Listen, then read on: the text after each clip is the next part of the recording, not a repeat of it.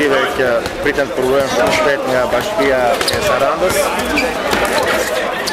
Janë pjesë e shtuar terrene sportive që i mungon kaq shumë qytetit Sarandës. Janë pjesë e traditës së voleybollit të shkëlqyer që ka patur ekipi i futbollit të Sarandës. Siç e shikoni, po zhvillohet sot kampionati. Marrë pjesë 18 ekipe, jo vetëm nga Shqipëria, por dhe nga Kosova, gjithë të rinj të kujto forse politike qoshin, pasi që disa edhe me simbole politike, i ftojmë të vinë në Sarandë, të pushojnë në Sarandë, të frenë në Sarandë, përte çdo vit dhe më shumë do gjenë terrene sportive në qytetin tonë.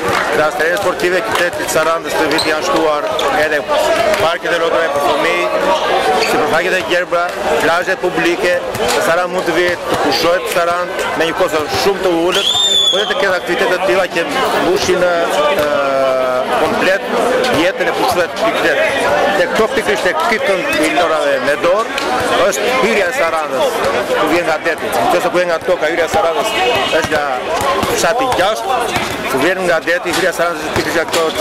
Dhe po të vije para disa muajsh këtu, ka qenë një treg i mallrave të përdorura, që u desh shumë kohë bashkisë për ta kthyer në identitet. Unë garantoj që Bashkia e qytetit Sarandës dhe së bashku me drejtorin e shumë sporteve që kemi në pranë bashkisë, do pushtojmë dhe do bëjmë aktivitete tjera sportive për të mbushur sa më shumë sezonin turistik në qytetin tonë, siç ka qenë steka e artë që bëjmë në Bilardo, aktivitetet e maratonës së noti që po bëjmë të streetballit, të fillon kampionati futbolli që do vazhdojmë me terren sportiv që kemi bërë për futbollin.